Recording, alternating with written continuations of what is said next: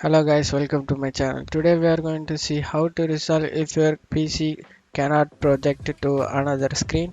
Try reinstalling the driver. So I recommend to try your display, unplug and plug in again.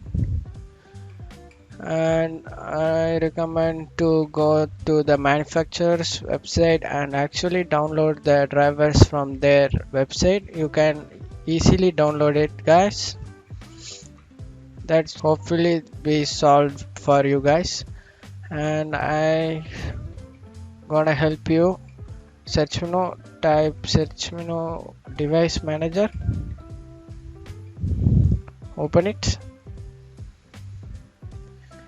go to display adapters, expand that, and you update your driver, guys. Update driver, search automatically for driver, and the best driver for your device are already installed. I already installed it, guys. You want to install it, close out of here. Thanks for watching my video.